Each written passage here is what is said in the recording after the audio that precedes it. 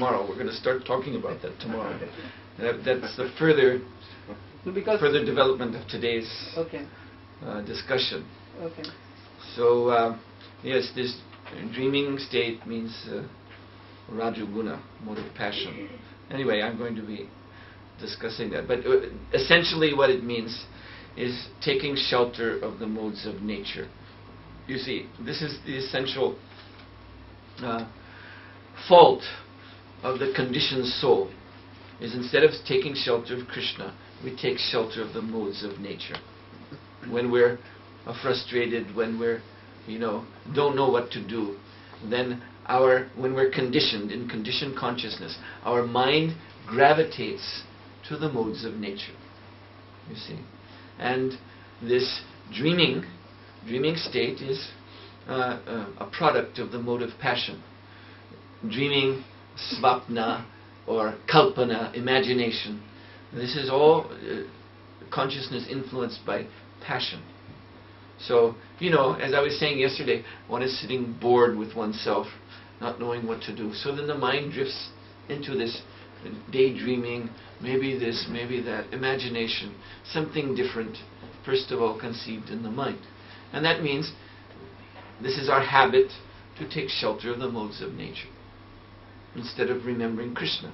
If you're bored, why don't you go bow down before the deity, chant Hare Krishna, get out the cartels, chant Hare Krishna, dance in front of the Lord. That will relieve your boredom, guaranteed. There's no doubt about it, but it's not the boredom. I'm beginning to stating that it's not boredom. It's the practical attack of the practicalities in front of you, which you are not being able to face it. It's not the boredom. It's where you are not being able to face it, and you just come out of it, and try to find a peaceful solution. So some find with smoking a lot of times. They will go and relieve the tension. Some will find with drinking. And a person like me, I don't gamble, I don't smoke, I don't drink. Yeah. I get to go into daydream. That's it means. You see, it means the basis of it is inactivity. Boredom is a kind of inactivity. Or you say you're confronted with something that's too challenging, you don't know what to do. So that means you're stunned. You're also in an inactive state. And in that inactive state, you resort to this daydreaming, which is the mode of passion. You see what I'm saying? There is an activity for the soul. The soul must be engaged in transcendental activity. That keeps him free of the modes of nature. Modes of nature means that the spiritual activities have become interrupted, have become stopped. You see, our active relationship with Krishna has become stopped. And the soul is sitting there not knowing what to do. And then takes shelter of the modes of nature. The modes of nature are providing us with illusory activities, illusory engagement, engagements in illusion. You understand? Okay, yes sir. To live, a person must consume something, food. Mm-hmm. The animal world is as alive as the plant world.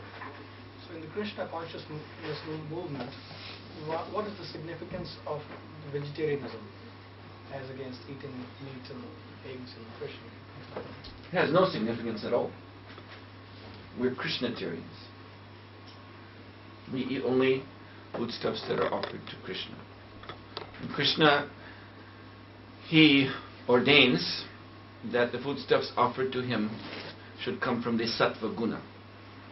So that basically means 6 groups of foods, which are vegetables and fruits and nuts and milk products and sugar, things like this. There are 6 food groups. So these are all sattvic in the mode of goodness. So then these foods are offerable to Krishna. But if we don't offer to Krishna and eat from even these sattvic food groups, Krishna says in 3rd chapter of Gita, then we're eating sin, pap. And for that we get karma. So a vegetarian, you see, simple vegetarian, one who's just a vegetarian, vegan, whatever, but not offering what he eats to Krishna, is still within the grip of samsara, repeated birth and death. and is responsible. You see, just like you may, like the Jains in India, they are so much against the idea of eating anything alive that they wait for fruit and vegetable to spoil. You see, the Jain Babas, they'll eat only rotten fruit. But this is a gross contradiction. A fruit is rotten. Why? Because it becomes invaded with microbes, microorganisms that are themselves consuming the fruit. And then one eats that, you're eating millions of microorganisms. And one becomes responsible under the law of karma. You see? So, if we don't offer our food to Krishna, then every mouthful we take, even if we're vegans or Jains or whatever, is a holocaust. Millions of living entities are being crushed between our teeth. So there is actually no, in the sense, no one is a real vegetarian anyway.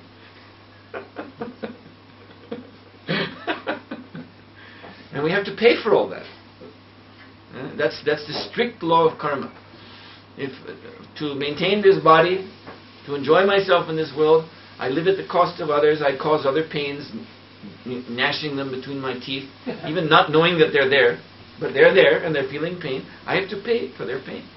I have to feel pain in the future myself. So the only way to be free from that is to offer everything we eat to Krishna first. Krishna says, Brahmarpanam, Brahmahaver, Brahmagnao, Brahmanahutam in Gita.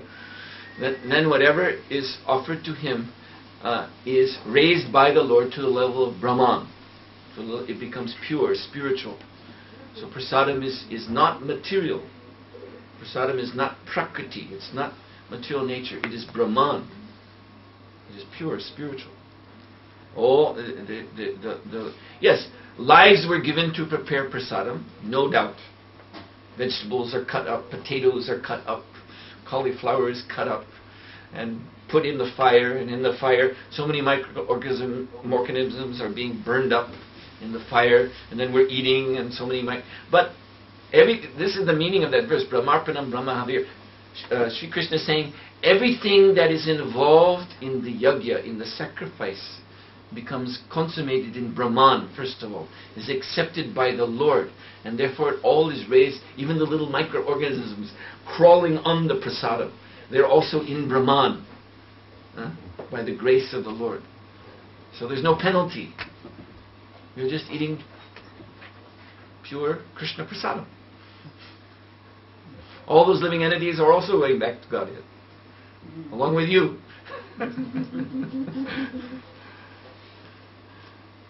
So as Prabhupada used to say, we are Krishnatarian, we're not vegetarian. That was very nice. Hare Krishna. Anything else? Yes? Kumaraj, you mentioned that 10 senses.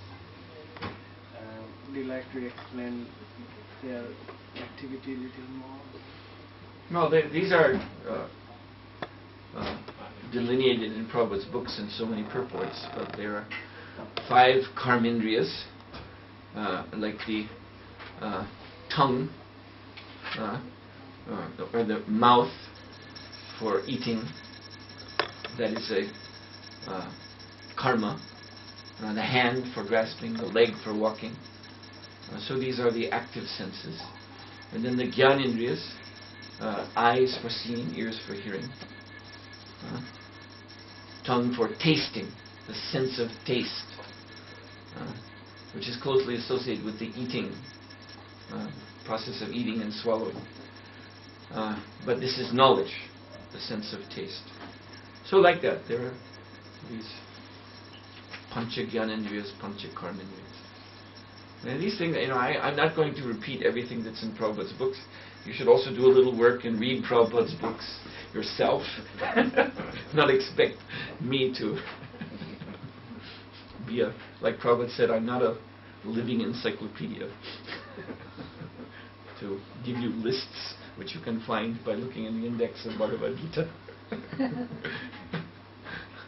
As I said in the beginning, we should want to investigate this knowledge. So the things I'm saying in this class are hopefully to promote interest in reading Srila Prabhupada's books, going back to Prabhupada's books, and studying them in the light of what I'm presenting here. Yes, Mataji? Could you say something about surrender in the mind? Surrender in the mind.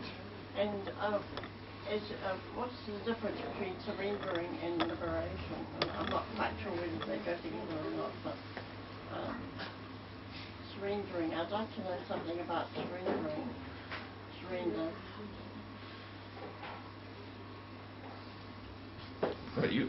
What? Are you indicating something? No. Well, surrender. Krishna says in the Gita that Daivihesha gunamai mama maya duratya mameva ye prapadyante mayamitam tarantite. So the word prapadyante means surrender. So Krishna is saying that his divine energy, Daivihesha gunamai mama maya duratya, is very, very difficult to overcome. But if we surrender to him, then we can cross beyond it. So this is liberation. You were mentioning surrender and liberation. So that means to surrender to Krishna, and by Krishna's grace, mayamitam tarantite, we then can cross over the hurdle, the obstacle of the material energy. So material energy means what? Means 8 potencies: earth, water, fire, air, mind, intelligence, false ego. 5 of them are gross, mahabhutas, earth, water, fire, air, ether, and 3 of them are subtle, mind, intelligence, false ego. So if we do not surrender to Krishna, then we surrender to Maya. That means we surrender to these energies. So surrendering to the mind, material mind, means polluted consciousness. Yes, and that is our position in the conditioned life. Like Srila Prabhupada says, either one is Godas or Goswami. Either one is servant of one's senses, mind and so on, or one is master of the senses, which means one is servant of Krishna. And then Krishna has taken charge of the senses as Rishikesh. This is again the meaning of Mayamitam Tarantite, to cross over Maya. Krishna begins this verse by saying, Daivihesha Gunamayi Mama Maya. It is my Maya. It is under my control. And Krishna will take control of that Maya for us. You see, bring the mind, senses, everything under perfect control, perfectly engaged in Krishna's service. Only Krishna can do that. If we are struggling, trying to, in some independent way, according to our own speculation, keep our own mind and senses somehow engaged in Krishna's service, that's faulty, that's defective, because we're still thinking, I am the doer. You see, actually Krishna is the master of the senses, but we must surrender to him. So I was explaining that yesterday. Actually, this is how I answered your question yesterday. I'm coming to the same answer. That our position, what we must do is become established in our spiritual identity. We are spirit soul. That is what we are. We are not the mind. We are not the senses.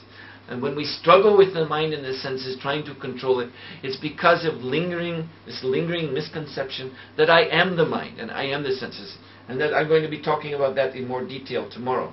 That's the furtheration of what I presented just in today's class. That we are not the mind, we are not the senses, but we struggle with mind and senses due to continuing to think that we are.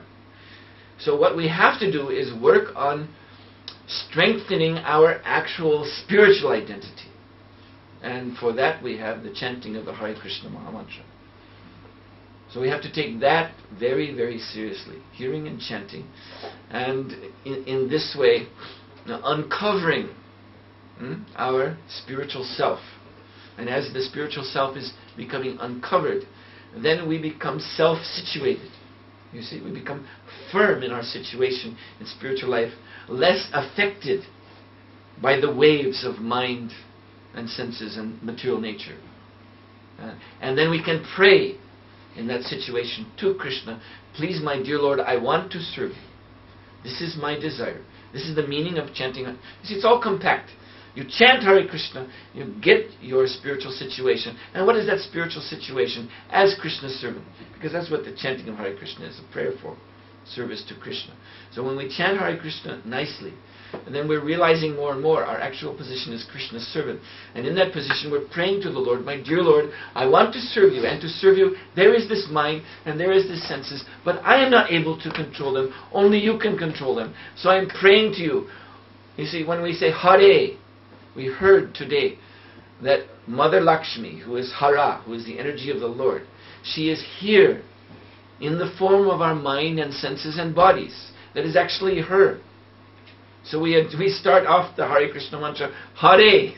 And we're actually addressing, in this sense, including Radharani, but also including our own mind and senses and body. Please be engaged in Krishna's service. Please engage me in Krishna's service. This is the only way we can be engaged in Krishna's service. If our mind and senses and everything are, you see, acting harmoniously with Krishna's will. So that is our prayer, that this may be done. So this is why we are chanting. And so one has to chant sincerely, without offenses. That's what we have to work on. Chanting sincerely without offenses, with a deep, deep humility of heart. Begging Krishna, please, please, please, help me to serve you. Huh? And it all begins with Hare, you see. You know, just like there are these companies, there's a Swedish company, or used to be, Bang and Olufsen. And, you know, there's these companies with the contractions, double names. So always, you know, so these are two persons, Mr. Bang and Mr. Olufsen. So of the two, you can be sure that Mr. Bang is more important, because his name comes first. So the Hare Krishna Mahamantra, Srimati Radharani comes first. She's more important, because you can only approach Krishna through the Lord's energy. You see, we can only be Krishna conscious if our own mind, and this is coming back to my point, and please understand, you know, the wonderful congruity, you know, means how everything fits together so wonderfully in our philosophy. The mind is in our own individuality. Our mind is the manifestation of Lakshmi or Radha's energy. So we can only be Krishna conscious if the mind is pure. You see? And so for that we have to pray. First of all to Srimati Radharani, Hare, Lakshmi ji, please, Srimati Radharani, allow my mind and senses to be engaged in Krishna's service. This is why we chant Hare Krishna. So you see, as long as we're struggling from a weak spiritual position, if our spiritual position is not strong, and we struggle with the mind and senses, how to keep my mind engaged, my senses engaged, that will be a faulty effort, because it is clouded by the conception of I am the doer. We're still thinking the senses and mind are mine to manipulate, I have to put everything in place. But we really can't do that. Only Krishna can do it. And this is what surrender means. This is the real meaning of surrender. So we can surrender when we are in our strong spiritual position. Then we can know the meaning of surrender. When we're spiritually weak, well, obviously when you're spiritually weak, you have no choice but to surrender. But to surrender means you have to actually be strongly established in your spiritual identity. Therefore we have to chant so that we can surrender more and more to Krishna. To chant nicely, we have to work on that. And that's why it's really a fact that all these kind of questions are answered by the chanting of Hare Krishna. Hare Krishna, Hare Krishna, Hare Krishna. That's really the ultimate answer to all questions. Some devotees don't like that. They think it's like some kind of clever avoidance of the real problem. But the real problem is that you're not chanting Hare Krishna nicely. That's the real problem.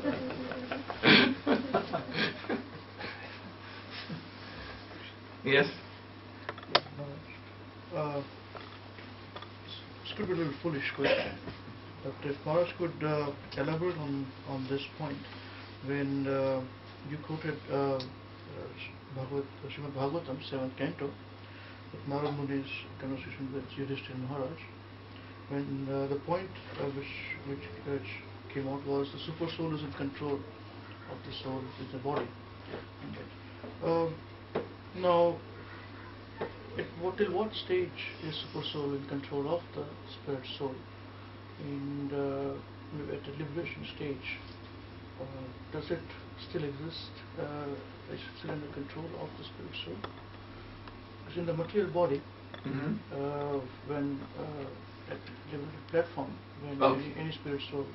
All right, I think I understand your question. Yeah, so there are two stages of liberation. One is called Jivan Mukta and the other is Videha Mukta. So Jivan Mukti means to be liberated within the body. The body is still there. It's not the time of the death of the body, and we do not recommend suicide. So one can be liberated and the body still has time, to exist before its natural predestined death. So Srila Baladev Vidyabhushan has given a very nice example about the body in this state. It's such a, our Vaishnavacharyas, they're so poetic in their analogies. So everyone has seen, a newspaper. You take a newspaper, especially when it's kind of crumpled up, and if it catches fire, then it will burn, but it will still retain its shape. You have a big ash in a kind of crumpled form, So he has used that analogy to compare the material body of a liberated soul. It has the same form as anyone's material body, but he says if you touch it, it falls apart. Whereas the material body under karma, you see, it reassembles. It's broken by death, but it reassembles. This is described in Vedanta Sutra, that when the living entity leaves one body, the body that dies, then the subtle body is going. And embedded in the subtle body are the atomic senses and atomic karmas. These are the ingredients of the next material body. The atoms, you can say, the base particles that will form the next body go with the soul. It's very interesting. But for the liberated soul, when that body is kicked by death, it just, like an ash, falls apart and does not reassemble. That's the last body. So this is called Jivan Mukta, liberation within the body. So yes, in that state, then the Lord, the devotee is enjoying within the heart full unobstructed relationship of loving service with the Lord. The Lord is directing everything. The Lord is directing everything anyway. That is also there. But the problem is that we are not conscious of it in the conditioned state. And that is our Maya. To be in Maya, it simply means to be not Krishna conscious. To be Krishna conscious means to see and admit that the Lord is controlling everything. He is Antaryami. This is the name of Super Soul, means the inner ruler. So, the pure devotee, the Jivan Mukta, liberated in the body, he's fully cognizant of that, of the Lord's presence as Antaryami, and he's serving the Lord. So, then Videha Mukta means, Videha Mukti means liberation after the body, Videha. There is no material body anymore. One goes back home, back to Godhead, and there's spiritual body, as I was explaining, the Siddhaswarup in loving relationship with Krishna. So does that answer your question? Yeah. Okay. Good. Is there anything else? What time is it now? It's just after 9, huh? What I see from that clock. Okay. All right then, so we're going to continue tomorrow, finishing up this subject of relationship, and we'll be getting into some further philosophical points about what we heard today, and about this point you brought up about dreaming. This is, we'll bring that up, and this will be our entrance into from there, then the next day we will go into the Vedic schema, the actual Vedic presentation of the form of the subtle body and the structures and the interrelated functions of the subtle body. And that may take a few days. That's quite elaborate, quite philosophical,